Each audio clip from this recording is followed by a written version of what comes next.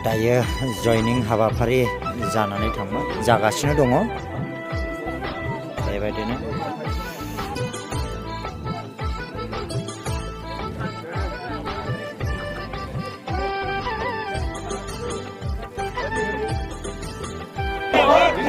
BPF जिंदाबाद जिंदाबाद जिंदाबाद subungpra जिंदाबाद जिंदाबाद जिंदाबाद subungpra जिंदाबाद जिंदाबाद जिंदाबाद खाम्बा महिलारि जिंदाबाद जिंदाबाद जिंदाबाद खाम्बा बुरगेरि जिंदाबाद जिंदाबाद जिंदाबाद खाम्बा बुरगेरि जिंदाबाद जिंदाबाद जिंदाबाद हाग्रामा महिलारि जिंदाबाद जिंदाबाद जिंदाबाद हाग्रामा महिलारि जिंदाबाद जिंदाबाद जिंदाबाद subungpra जिंदाबाद जिंदाबाद जिंदाबाद जय BPF ने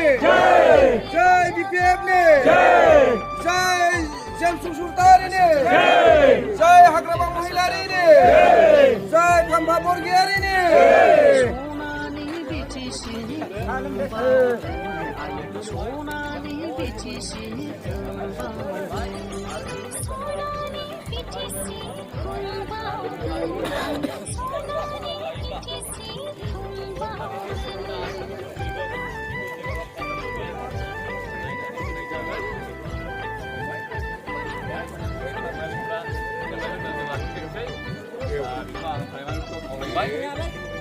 बयखौबो दिनैनि बे नुजाफैनानै मेलखौ जाफुंहोनायनि थाखाय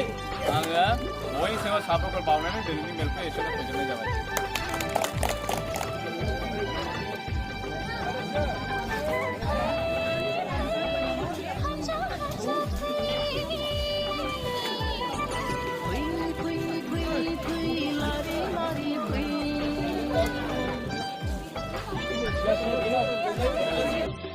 दाव आरो रेल लामायाव गोदाव सोराव खालामनो हाया पारमिसन गैयाब्ला दान्दैफाल' नोङो 5 मिनिटखायल' दान्दैफाल' नुजाज्राबनानै बन्द खालामनानै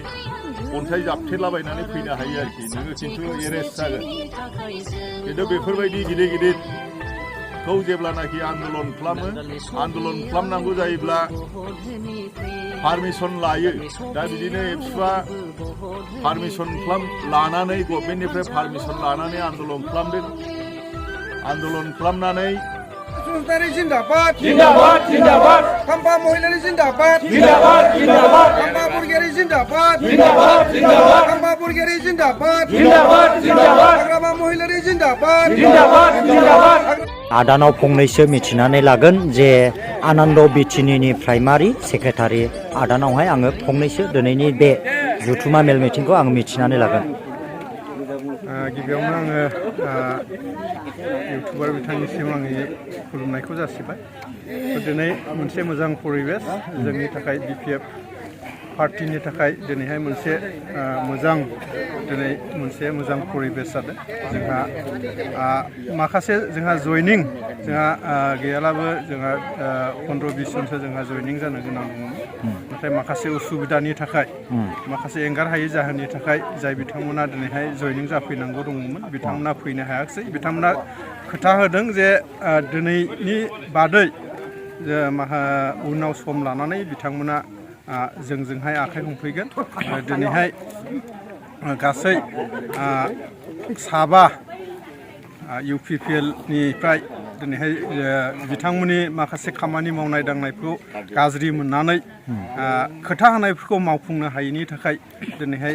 जोंजों BPF-आव बिथांमोना दिनैहाय आखाइ हमफैदों आङो बिथांमोनखौ जोंनि आनन्द बिटिनि प्राइमारि BPF कमिटिनिफ्राय बिथांमोनखौ धन्यबाद होदों आरो बिथांमोनखौ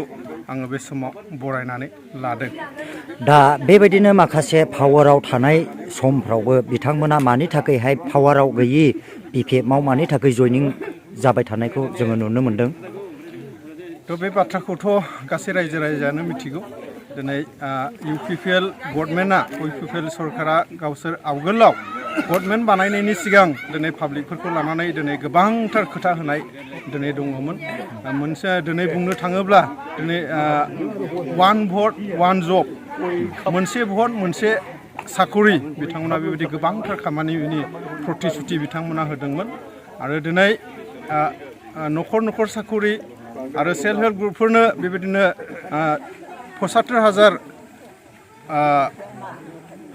फैसा होनायनि बिथांमोना बाथ्रा बुंदोंमोन थ' आरो गोबांथार बेबायदिनो बिथांमोना खोथा होदोंमोन जे गभर्नमेन्ट फैखांनायनि उनाव बेफोर गासै खोथा होनायखौ मावफुंगोन होननानै बिथांमोना गावसोरनो खोथा होदोंमोन नाथाय दिनै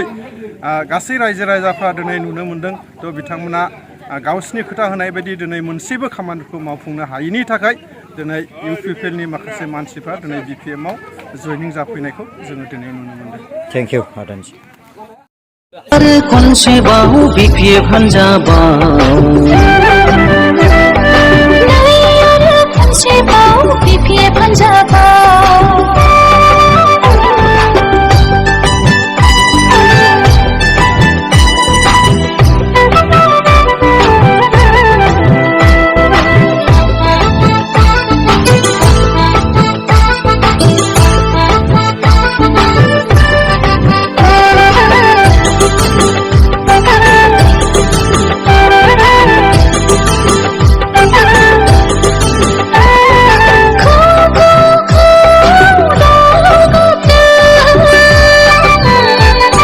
बैसागु बोथोरनि रादाब होदों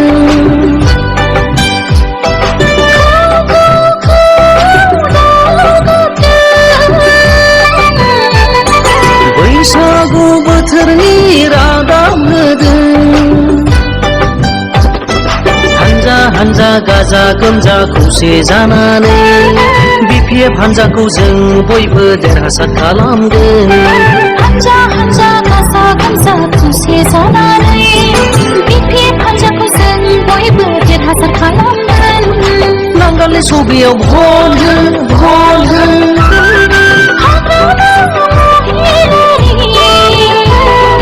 जिन्दाबाद जिन्दाबाद जिन्दाबाद जिन्दाबाद